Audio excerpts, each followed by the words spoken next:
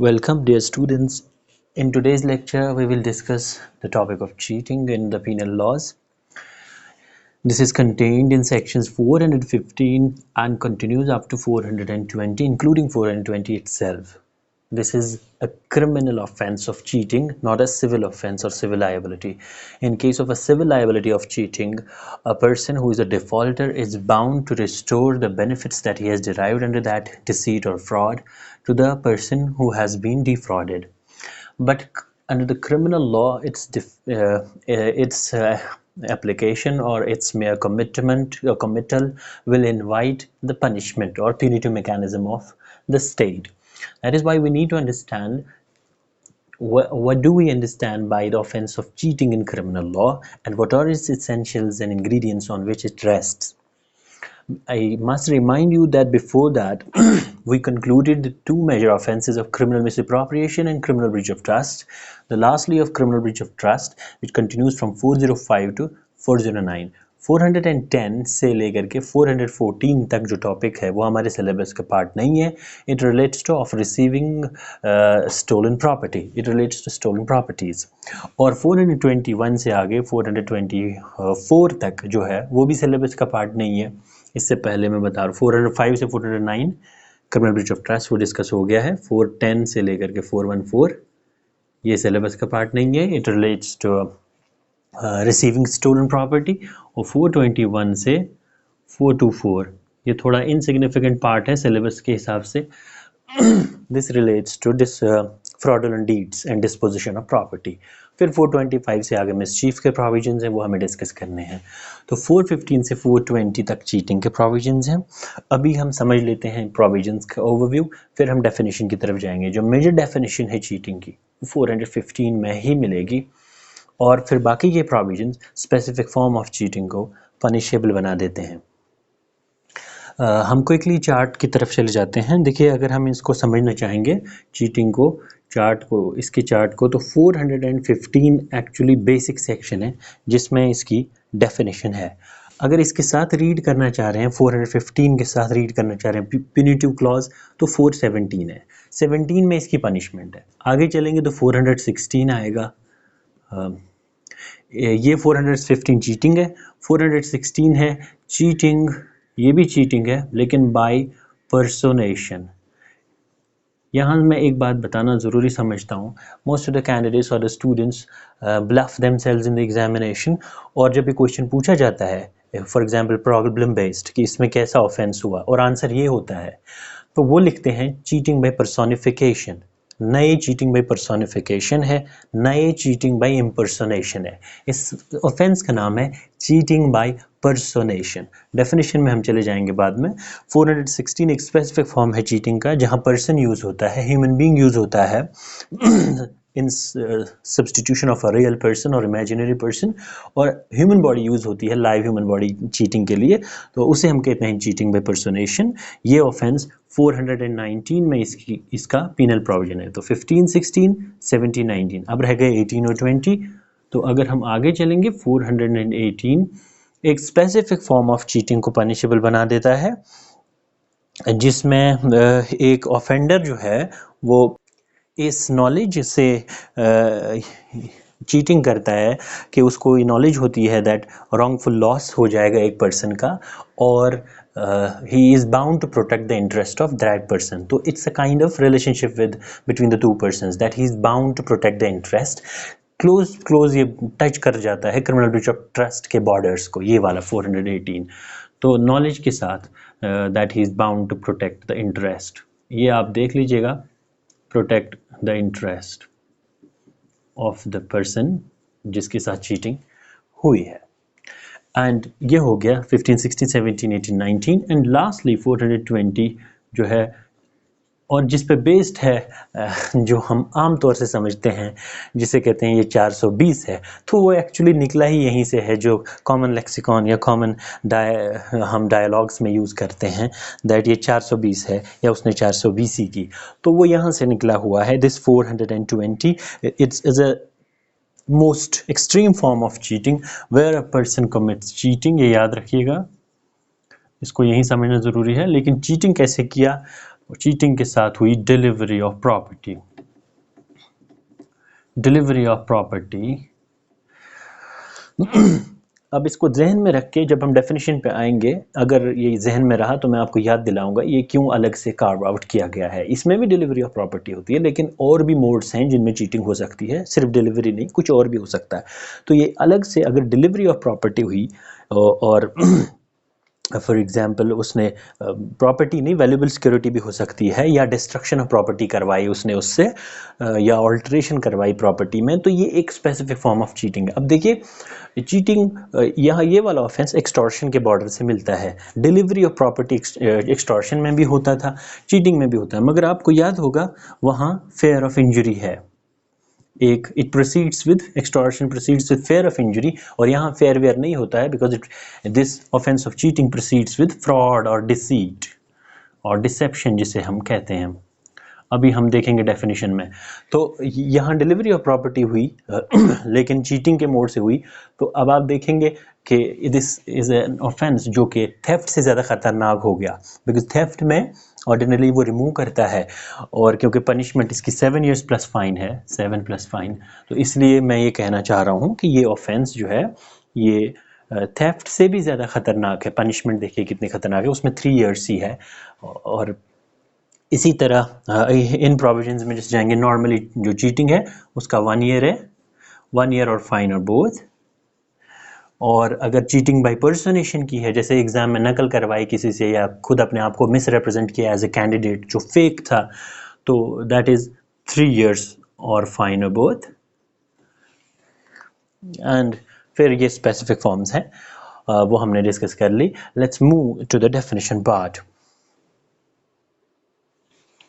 Before we switch to the definition part, I would strongly recommend or I would strongly request you कि आप please अपने Baer Act को देखिएगा. This definition is very much technical and it involves very intricate concepts of criminal law जो अब तक हम discuss कर चुके हैं, and also जो इसकी drafting है, it is so much interesting and beautiful that every word has been meticulously inserted in the definition, और इससे हमें ये पता चलता है कि ड्राफ्टिंग का काम कितनी बड़ी रिस्पॉन्सिबिलिटी का होता है। Look at 415 हम अभी डेफिनेशन पे गौर कर रहे हैं, and that is most vital of that, इसको समझना ज़रूरी है। अभी हम बेयर रीडिंग लगा लेते हैं, फिर इसको थोड़ा सा ब्रेक डाउन करते हैं इंग्रेडिएंट वाइज। आप अपने बेयर एक्ट की तरफ देख लीजिएगा। Whoever by deceiving any person, number 1 deceiving होना चाहिए। Whoever by deceiving any person fraudulently or dishonestly induces the person so deceived to deliver any property, या तो डिलीवर करने को कहा property, to any person, or to consent, या इस बात पे मनवाया, that any person shall retain any property, जो कि हम अभी कह चुके हैं 420 में 420 में सिर्फ डिलीवरी होता है, कंसेंट वाला पार्ट नहीं आएगा ऑब्वियसली उसमें फिर। So to deliver any property और to consent that any person shall retain any property, और intentionally induces the person so deceived, या इसी को जिसको डिसीव किया गया है, टू डू और to omit to do anything which he would not do or omit if he were not so deceived, and which act or omission is likely to cause, it doesn't cause, it is likely to cause, जरूरी नहीं है उससे cause हो, it is likely to cause damage or harm to that person in body, mind, reputation or property. So this is cheating. फिर से देख लीजिए, whoever by deceiving any person fraudulently or dishonestly induces the person so deceived to deliver any property to any person, or to consent that any person shall retain any property, or intentionally induces the person so deceived to do or to omit to do anything which he would not do or omit to do if he were not so deceived, and which act or omission causes or is likely to cause damage or harm to that person in body, mind, reputation or property is said to cheat. तो ऐसे इंसान ने cheat किया। अब इसको break down करेंगे तो हमें उससे समझ में आ जाएगा आई थिंक अगर वीडियो को पॉज करके मैं ये बना लूँ तो उससे थोड़ा टाइम बच जाता, लेकिन इससे बेटर अंडरस्टैंडिंग होगी. So we proceed on that. So I write here cheating. Cheating में क्या क्या होता है? ये it is based on deceit. तो पहला इसेंशियल जो हम समझेंगे डिसीट या deception, because whoever by deceiving any person है, तो ये एक इंग्रेडिएंट पहला हमने माना डिसीट. तो नाउ लेट्स प्रोसीड फर्दर. फिर एक तरह से क्या होगा? whoever by deceiving any person, yes, fraudulently or dishonestly. So we write here fraudulently, fraudulent or dishonest, ये ऐसे लिखेंगे, fraudulent or dishonest inducement, fraudulent or dishonest inducement. fraudulently or dishonestly induces the person, so deceive, किसी को जिसको deceive किया, to deliver any property to any person, या तो क्या करे?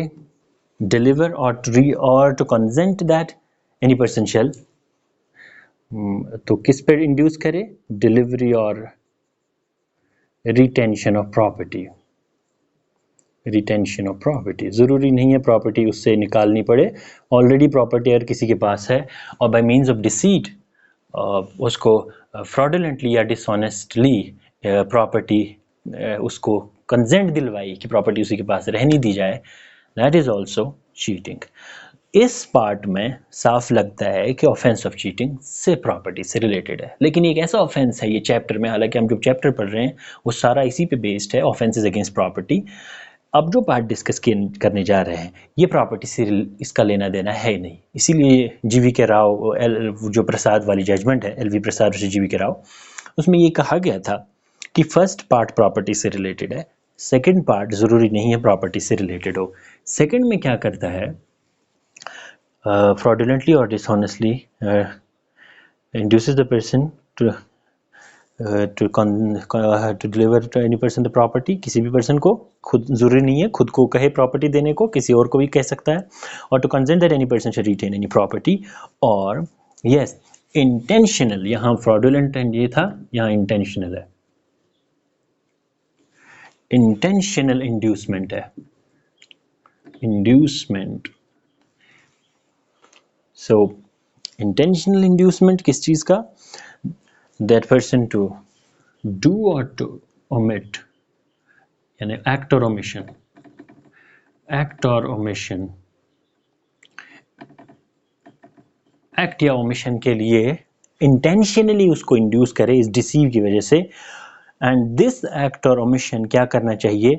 It must cause or likely to cause, it must result in any damage or harm, damage or harm to that person in किसी, वो आपने देखा कि बॉडी, माइंड, रेपुटेशन और प्रॉपर्टी, तो ये कहा जाएगा इसने चीट किया. अब इस डेफिनेशन की कुछ बारीक बातें हैं और कुछ इंग्रेडिएंट्स हैं, कुछ कीवर्ड्स हैं जिनको हम समझाना चाहेंगे. लुक, लेमैन्स लैंग्वेज में चीटिंग और डिसेप्शन को थोड़ा सा, या डिसीट को मिक्स कर सकते हैं या सिनोनिमसली यूज़ कर सकते हैं, या करते भी हैं, but in the technicalities and nuances of legal semantics हमें चीटिंग को इंग्रेडिएंट वाइज और डिफरेंटली समझना ज़रूरी है. चीटिंग डिसीट से कैसे, डिसेप्शन से कैसे अलग है? डिसेप्शन एक चीज़ जो इंसान को या ह्यूमन ब्रेन को ब्लफ करने के लिए, ब्रेन फेड करने के लिए इस्तेमाल होता है, और ज़रूरी नहीं है कि इंसान को उसके रिस्पेक्ट में इंजरी हो जाए. फॉर एग्जाम्पल मैजिक करे कोई, तो magic, he may do magic tricks by using deceit, झूठ बोल के, lies etcetera, but if that results in an injury, अभी इंजरी में 44 सेक्शन के टर्म्स में नहीं बोल रहा हूँ, but there is an injury जिसे हम, यानी violation of a legal right, so it कल्मिनेट्स into cheating. अब ये चीटिंग बन जाता है. अब चीटिंग के दो फॉर्म्स यहाँ रिकॉग्नाइज किए गए, एक प्रॉपर्टी के रिस्पेक्ट में, एक बिना प्रॉपर्टी के रिस्पेक्ट में. Now see, so every offence of cheating is based on deceit, deception. So deceit और डिसेप्शन कैसे होगा? ये होगा मिस रिप्रेजेंटेशन ऑफ फैक्ट से. This is it's a kind of actus reus of this, ये actus reus है section का, न कि मेंस रिया. डिसीट, अब वो डिसीट कैसे भी कर सकता है, मिसाल के तौर पर पुलिस के कपड़ों में आ गया और पुलिस वाला बनने लगा, सो दिस इज डिसीट, तो बाहर से लगा उसको पुलिस वाला है. कल ही या आज ही रिसेंटली रिसेंटली प्रोबेबली यूपी में ऐसा हुआ कि वो फाइनेंस ऑफिस के कुछ एम्प्लॉयज़ बन के आ गए और पूरी बस बोर्ड की प्राइवेट कैरियर की जो आगरा जा रही थी प्रोबेबली, और उसको आगरा से झांसी ले गए और वो ऑफिसर्स बन के आ गए पूरे यूनिफॉर्म में, और ड्राइवर को कंडक्टर को नीचे उतार के बस को दूर ले गए। सो गेटअप से, अटायर से और मिस स्टेटमेंट से और एक्टिव कंसीलमेंट ऑफ फैक्ट से वो इंसान डिसेप्शन करेगा। अब उस डिसेप्शन से क्या होना चाहिए? जब पर्सन डिसीव हो गया, when he is deceived, either this person must do now, ये मेंजरिया है अब इस ऑफेंडर का, fraudulently याद होगा आपको, fraudulently सेक्शन 25 में है, with intention to defraud, ये इसका यहाँ इंटेंशन होना चाहिए फ्रॉड करने का, यानी कि उस इंसान को लीगल इंजरी पहुंचाने का। और ये हम उस पर डिस्कस कर चुके हैं फ्रॉडुलेंटली में क्या इसेंशियल्स हैं, हम इसको कैसे समझेंगे, बट डेफिनेशन है वहाँ with intent to defraud but not otherwise. और डिसऑनेस्टली हम इसको बारहा डिस्कस कर चुके हैं मैनी टाइम्स, सेक्शन 24 में है ये, इसमें रॉन्गफुल गेन या रॉन्गफुल लॉस होता है। तो इसमें इसका इंटेंशन होना चाहिए, मेंजरिया होना चाहिए फ्रॉडुलेंट और डिसऑनेस्ट इंड्यूसमेंट। और upon that mensria what he must do, he must induce that person to deliver any property। किसको डिलीवर करवाए? एक्यूज्ड खुद को करवा सकता है, किसी और को भी करवा सकता है। यानी जैसे पुलिस वाला बन के आया और कहा कि आपको फलानी थाने में या फला आदमी के पास जुर्माना जमा करना है, he went to that person, और वो उसका अपना आदमी था, तो किसी और को to that person or to any other deliver any property or retain any property। किसी के पास ऑलरेडी पोजेशन है प्रॉपर्टी का, तो उसे विक्टिम को ये कहेगा दैट उसको कंसेंट दिलवाएगा, बाय फोर्स नहीं, अगर बाय फोर्स है, बाय फेयर ऑफ इंजरी है, this might amount to a different offence all together. But यहाँ बाय मीन्स ऑफ डिसीट होगा, और डिसीट से क्योंकि इंसान मासूमियत से एग्री कर जाता है, so he will agree to that any person retains any property. So in that case यहाँ तक ये ऑफेंस कंप्लीट है। This part also completes the offense of cheating। Other mode of cheating, another mode is this one। इसमें क्या करता है? Deceit जो किया, धोखा जो दिया, फॉर एग्जाम्पल पुलिस वाला बन के आया, देन इंटेंशनल इंड्यूसमेंट, इंटेंशनल है, यहाँ फ्रॉडुलेंट एंड डिसऑनेस्ट था, यहाँ इंटेंशनल है। See this is intentional. अब अगर यहाँ वॉलंटरीली होता, इंटेंशनली आपने सेक्शन में देखा इंटेंशनली इंड्यूसेस यूज हुआ है, अगर यूज होता वॉलंटरीली इंड्यूसेस, तो वॉलंटरीली में आपको याद होगा सेक्शन 39 में 3 एलिमेंट्स होते हैं, इंटेंशनली और रीजन टू बिलीव और नॉलेज। तो नॉलेज पे भी पकड़ा जाता है ये। फॉर एग्जांपल एक पुलिस वाला बन के आया और एक इंसान ने उसको पुलिस वाला समझ के, सच में, और वो नकली पुलिस वाला था, उसने कोई दिस पर्सन वाज डिसीव्ड कि ये पुलिस वाला असली है, लेकिन पुलिस वाला जो बन के आया था उसने कुछ किया नहीं, और उसने उसको बोला कि तुम्हें ये फॉर एग्जांपल ये काम नहीं करना चाहिए, या ये कंस्ट्रक्शन रोक दो, या अपना ये प्रोडक्शन तुम्हें डिस्ट्रॉय करना चाहिए, और इंटेंशन उसका नहीं था कुछ और करने का। और जो चीज़ की दिस विक्टिम ने वो की under that influence of deception, लेकिन इसका इंटेंशन नहीं था, but he could have believed it और ही हैड द नॉलेज कि ये इंसान मुझसे डर जाएगा, एंड फिर उस विक्टिम के एक्ट या ओमिशन की वजह से उसको डैमेज या हार्म हो गया, तो ये नहीं होगा चीटिंग, उसमें होना चाहिए इंटेंशनल इंड्यूसमेंट। तो थोड़ा मेंजरिया स्ट्रिक्ट है, रीजन टू बिलीव या नॉलेज नहीं चलेगा, इंटेंशनल इंड्यूसमेंट होना चाहिए डिसीट के बाद इस पर्सन का, अक्यूज्ड का, क्या इसको तैयार करे, आमादा करे किसी एक्ट या ओमिशन के लिए। जो एक्ट वो नहीं करता, विच एक्ट और omission he would not have done और omitted if he were not so deceived, वो वैसा नहीं करता अगर वो डिसीव नहीं होता। फॉर एग्जांपल पुलिस वाला बन के आया और ये लीगल कंस्ट्रक्शन कर रहा था, पुलिस वाले ने कहा मुझे ऑर्डर है तुम अपना ये डिसमेंटल करो, इसने अपना डिसमेंटल किया, अगर इसको धोखा नहीं देते, डिसीव नहीं होता ये, तो ये वो दीवार नहीं गिराता, तो ये दीवार गिराने से इसका डैमेज हो गया। अब देखिए the beautiful word use here is harm, और हार्म को क्वालिफाई किया है आगे वर्ड से, harm to that person in body mind reputation property. इससे आपको याद आ रहा होगा कि एक डेफिनेशन है इंजुरी सेक्शन 44 में, और वो ये कहता है injury is any harm whatever illegally caused. तो इन बॉडी माइंड रेपुटेशन और प्रॉपर्टी वर्ड्स तो सारे वहीं से लिए हैं, लेकिन इंजरी नहीं यूज़ किया। ये कह सकते थे टू कॉज डैमेज और इंजरी या रिजल्ट्स इन डैमेज और इंजरी, ऐसा क्यों नहीं कहा? This is a very basic question. मैं चाहता तो मैं सोच रहा था मैं आपको ये क्वेश्चन छोड़ दूं लेक्चर में, लेकिन कन्फ्यूजन रह जाते हैं। I must answer here. See the beauty of the drafting here is that कि अगर ये डाल दिया जाता कि it must result in injury, तो इंजरी में आता है हार्म, लेकिन कौन सा? Illegal harm, illegally caused in body mind reputation और प्रॉपर्टी। लेकिन चीटिंग में हार्म लीगल भी होता है, हो सकता है। फॉर एग्जाम्पल ए ने बी से कहा there are lanes A and lane B, कि लेन बी में तुम चला सकते हो। ये दोनों कार में बैठे हुए हैं और इसने कहा लेन बी में तुम चला सकते हो। डिसीट किया और इंटेंशनली इंड्यूस किया कि तुम यहाँ से चलो, और इसको मालूम था आगे जाके ये पकड़ा जाएगा, ये रॉन्ग लेन है और इसका चालान होगा। जो चालान हो गया ये इसका हार्म हो गया, but it is not illegal, so it's not injury. तो इसलिए इंजरी वर्ड को यूज़ नहीं किया। It's a harm in body mind reputation of property, it's a harm in property but not injury. तो ये ए ने चीटिंग की तो इसलिए वर्ड इंजरी नहीं यूज़ किया, हार्म यूज़ किया। So this completes definition part. अब हम जाते हैं इलस्ट्रेशंस की तरफ क्विकली। इलस्ट्रेशन में सबसे इम्पॉर्टेंट इलस्ट्रेशन जो हैं वो 3 हैं। तीनों पे आप फोकस करिएगा, बाकी भी हैं बट 3 से आपको ये तकरीबन सारा समझ में आ जाएगा। इलस्ट्रेशन ई और इलस्ट्रेशन एफ और लास्ट इलस्ट्रेशन जो इसकी है इलस्ट्रेशन आई। 8 इलस्ट्रेशन है इसमें, और इलस्ट्रेशन आई पे बेस्ड अक्सर कम्पिटिटिव एग्जाम्स में और सेमेस्टर एग्जाम्स में क्वेश्चन पूछे जाते हैं। Look at illustration E, illustration F and illustration I. Illustration E में क्या होता है कि एक इंसान डायमंड्स दिखा देता है दूसरे को। A by pledging as diamonds articles which he knows are not diamonds. उसे मालूम है कि वो डायमंड नहीं है, लेकिन दूसरे के पास उनको प्लेज करता है और इंटेंशनली डिसीव जेड, तो डिसीव करता है उसको intentionally, and thereby dishonestly induces Z to lend money. तो ये आर्टिकल देता है इसके पास डायमंड कहकर, वो डायमंड नहीं होते हैं और इससे उधार लेता है। So this is cheating, offence of cheating. इसी तरह इलस्ट्रेशन एफ में आप देखिए, अगर एक इंसान महज इस वादे पे पैसे ले ले कि उसको लौटाने का कोई इरादा ना हो और उसने लौटाया नहीं, एक तो है फेल्यूर टू रीपे, वो अलग चीज़ है, but not paying him dishonestly will amount to cheating. A intentionally deceives Z into a belief that A means to repay any amount of money or money that Z may lend to him, and thereby dishonestly induces Z to lend him money. A not intending to repay it, A cheats.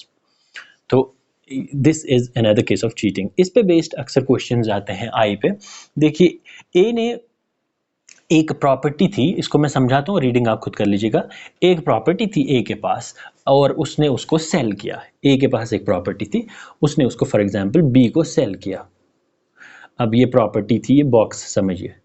अब B C एक person है और same box को इसने इसके पास as mortgage दिया, और mortgage इसलिए दिया जाता है ताकि कुछ रकम ले ली जाए, और इसके एवज में, इसके बदले इसने रकम ले ली इससे।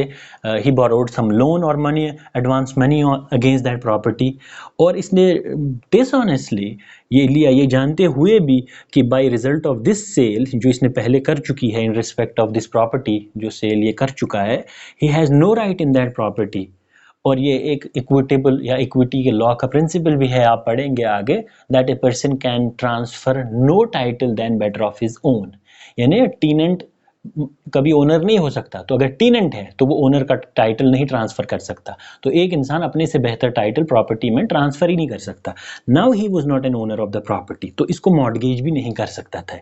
तो इसी has been cheated, not deceived only, he has been cheated, क्योंकि इसने इसको पैसा दे दिया, इसने क्योंकि ऑन डिसऑनेस्टली इस चीज़ से बस ये छिपाई। तो बस कभी कभी छुपाना भी कोई चीज़ का चीटिंग बन जाता है। इसके लिए इलस्ट्रेशन आई है। कभी कभार ये क्वेश्चन पूछा जाता है, whether active concealment of facts is cheating. Yes it is. इसका जवाब है एक्सप्लेनेशन वन या एक्सप्लेनेशन जो एक ही है इस सेक्शन का, explanation one and illustration I. Read explanation one और explanation says that dishonest concealment of facts is a deception within the meaning of this section. तो concealment of facts, लेकिन dishonestly with intention to cause wrongful gain or wrongful loss, अगर concealment dishonest है, it amounts to cheating. This concludes almost the part of cheating, but before that हम एक bare reading लगाते हैं 416 की, जो cheating by personation, जिसमें human being को यूज़ करता है और सब्स्टिट्यूट करता है किसी इंसान को दूसरे इंसान की जगह, चाहे रियल हो या इमेजिनरी हो, अलाइव हो या डेड हो, जिसको सब्स्टिट्यूट जिसकी जगह करवाया. See the provision says a person is said to cheat by personation if he cheats by pretending to be some other person or by knowingly substituting one person for another. यहाँ knowingly substitute किया, ऐसा नहीं है कि वो substitute हो गया तो अलग बात है. फॉर एग्जाम्पल ए बन के आया पुलिसमैन बी के पास, और सी यहाँ था, सी भी इसकी वर्दी देख करके या इसको पुलिस डिपार्टमेंट में देख करके बोला हाँ ये पुलिस वाला है. So this will not amount to knowingly substituting. He must knowingly substitute, or by knowingly substituting one person for another, or representing that he or any other person is a person other than he or such other person really is. तो जो वो इंसान ना हो वो बन के भी दिखा देना, ये भी चीटिंग है, लेकिन it must proceed with the act of deceit. और फिर उसको क्या करे? The offense explanation says that offense is committed whether the individual personated is a real or imaginary. तो हो सकता है कि ऐसा सच में कोई कैरेक्टर ही ना हो. मिसाल के तौर पर इसने इसको ऐसे इंट्रोड्यूस किया, सी ने ए को इंट्रोड्यूस किया कि ये बॉलीवुड का बहुत बड़ा एक्टर है और इसका नाम है मिसाल के तौर पर टिंटिन, और टिंटिन कोई एक्टर नहीं है फॉर एग्जांपल बॉलीवुड का, और इसने इसको बिलीव किया बी ने, एंड ही उसके रिस्पेक्ट में उसकी चीटिंग हो गई. सो इस तरह से चीटिंग करने को, इसके लिए चीटिंग के सारे सेक्शंस जो पीछे इंग्रेडिएंट डिस्कस हुए उनमें से सेटिस्फाई होने चाहिए. तो अगर इस तरह चीटिंग की तो अगर वो रियल भी था इमेजिनरी भी था तो चीटिंग बाय पर्सोनेशन हो गई. ये इसलिए मिसाल दे दी बिकॉज जो स्टूडेंट्स फॉर एग्जांपल इम्पर्सोनेशन या पर्सोनेशन से एग्ज़ाम दिला देते हैं या कैंडिडेट्स कॉम्पिटिटिव एग्जाम्स में बैठते हैं तो उनमें यही चार्ज लगता है चीटिंग बाय पर्सोनेशन का. और आपको पता होगा कि चीटिंग बाय पर्सोनेशन जो अभी हमने डिस्कस किया, दिस इज़ पनिशेबल अंडर 419. इसमें 3 years की पनिशमेंट होती है. This punishable under 419. तो आप देखिए इसका इलस्ट्रेशन बी ज़्यादा इसको अच्छी तरह समझाता है, इसलिए मैंने कहा था रियल और इमेजिनरी होने से या अलाइव या डेड होने से फ़र्क नहीं पड़ता. A cheats by pretending to be B. A ने चीट किया, बी बन के अपने आप को बी बन के दिखाया. A person who is deceased and B is already dead. कभी कभार एक क्वेश्चन पूछा जाता है बी इज़ ऑलरेडी डेड, लेकिन उसने चीटिंग की तो ए चीट्स बाय पर्सोनेशन. तो कभी कभार ये इस तरह पूछा जाता है कि चीटिंग बाय पर्सोनेशन में होता क्या है. A person pretends to be any other, real और इमेजिनरी, डेड और अलाइव, लेकिन चीट करता है. उसमें जो इसेंशियल्स है चीटिंग के वो सेटिस्फाई होना ज़रूरी है. Mayor deceit will not amount. For example उसने अपने आप को ऑटोग्राफ देने के लिए एक्टर बन दिखाया, तो ऑटोग्राफ लिया सामने वाले ने तो उसको कोई लॉस तो नहीं हुआ, इंजरी नहीं हुई, तो हम या डिलीवरी ऑफ प्रॉपर्टी और रिटेंशन ऑफ प्रॉपर्टी नहीं हुई, तो ऐसे केस को हम नहीं कह सकते कि ये चीटिंग है, या ये भी नहीं कह सकते कि ये चीटिंग बाय पर्सोनेशन है. तो हम केस लॉज को डिस्कस करेंगे. इसमें जो है 2-3 इंपॉर्टेंट केस लॉज है. एक तो है जीवी राव वर्सेस LHV प्रसाद. बहुत हाई प्रोफाइल केस है ये, बट हम इसके रेशो पे ही जाएंगे. इस केस का रेशो ये है कि इस केस में ये हेल्ड किया गया था, जो मैंने पहले ही कहा आपसे कि फर्स्ट पार्ट ऑफ दिस, ये 2000 की जजमेंट है, that first part of this section requires property, और सेकंड जो है रिस्पेक्ट में, जैसे मैंने ट्रैफिक की मिसाल दी, चालान कटवाया, उसका रॉन्ग पार्किंग करवाई, या उसको कुछ और ऐसा एक्ट या ओमिशन करवाया जिसके रिस्पेक्ट में उसको डैमेज या इंजरी हो गई. तो फॉर एग्जांपल जानबूझ के उसको कहीं स्टॉक्स में इन्वेस्ट करवाया और वो जानता था कि इसका नुकसान हो जाएगा वहाँ, so it is damage. So although जो उसका पैसा डूबना वहाँ it's legal because stock markets are subject to that, तो उसका पैसा लीगली नहीं लिया गया, इसीलिए वर्ड यूज़ हुआ है हार्म. तो दिस इस सेकंड पार्ट बोला गया है, इट मे और may not, it does not relate to property, the first part only relates to property and word property has been used here, तो आई मस्ट रिमाइंड यू कि यहाँ property movable या immovable दोनों हो सकते हैं. Another judgment is of this state of Andhra Pradesh की एक जजमेंट है, कानुमुख है या कानमक, आप देख लीजिएगा. कानमुक काला कृष्णमूर्ति, कानमुक Kala Krishnamurthy versus state of Andhra Pradesh. इस जजमेंट में हुआ ये था, इस केस में ये हुआ था कि जो एस्पिरेंट था, एक कैंडिडेट था, उसने मद्रास पब्लिक सर्विस कमीशन की एक एडवर्टीजमेंट के तहत अप्लाई किया and then he was found कि उसने चीट किया है, कि उसने यानी इम्पर्सनेशन किया और डिटेल्स जो फाइल की वो गलत थी. तो इस केस में, और एक और केस है जिसको साथ हम रीड करेंगे क्योंकि वो बहुत लैंडमार्क केस है और उस जजमेंट को ज़्यादा ध्यान में आप रखिएगा, वो है अभेनंद मिश्रा. और ये Abhayanand Mishra versus state of Bihar. This case जो अभेनंद मिश्रा का है, this is a leading case on attempt as well, जो 511 पे बेस्ड है. ये क्रिमिनल अटेम्प्ट्स में भी ये लैंडमार्क जजमेंट मानी जाती है. इसमें जो ये कैंडिडेट था अभेनंद मिश्रा, इसने एमए के एग्ज़ाम के लिए अप्लाई किया एज अ कैंडिडेट और वहाँ 2 मिस रिप्रेजेंटेशंस की. एक ये दिखाया कि he is working as a teacher, दूसरा दिखाया he has completed his BA. Admit card issue होने के बाद और एग्ज़ाम से जस्ट पहले ये पता चला कि दिस पर्सन जो है, this person has neither completed his BA, was not working as a teacher. तो इन चीज़ों के लिए इसको अटेम्प्ट टू चीटिंग, एक तो चार्ज लगा अटेम्प्ट टू चीटिंग, क्योंकि अटेम्प्ट टू चीटिंग अलग से कोई सब्सटैंटिव ऑफेंस नहीं है. तो जिस ऑफेंस की चीटिंग का अटेम्प्ट, ये जिस ऑफेंस के अटेम्प्ट को सब्सटैंटिवली अलग से आईपीसी ने कहीं डिफाइन नहीं किया हो, तो उसको उस अटेम्प्ट यानी 511 के साथ लगाया जाता है हमेशा. जैसे इसने चीटिंग की तो 416 में पनिशेबल होगी, रेड विद 511 अगर लगाया जाएगा इस तरह तो कहा जाएगा अटेम्प्ट टू चीटिंग. अगर सिर्फ 416 होता तो चीटिंग होती. He was held guilty of attempt to cheating और इसको कन्विक्ट किया गया अटेम्प्ट टू चीटिंग के लिए.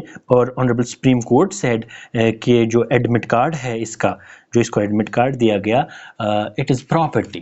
तो जब इसने प्रॉपर्टी यानी एडमिट कार्ड जो है इट इज़ प्रॉपर्टी, तो इसने ये लेने की कोशिश की और इस प्रॉपर्टी के बिहाफ पे जो है एग्ज़ाम में अपेयर होने की कोशिश की. So this is attempt to cheating. This is a landmark case which says that that a candidate where he aspires to sit in an examination using fraudulent means, by means of cheating, और admit card लेना चाहता है तो admit card चूँकि property होती है, so it's a clear cut case of cheating. और इस पे और भी से charges थे but अभी हम इसमें cheating discuss कर रहे थे. This concludes the discussion related to cheating. Thank you.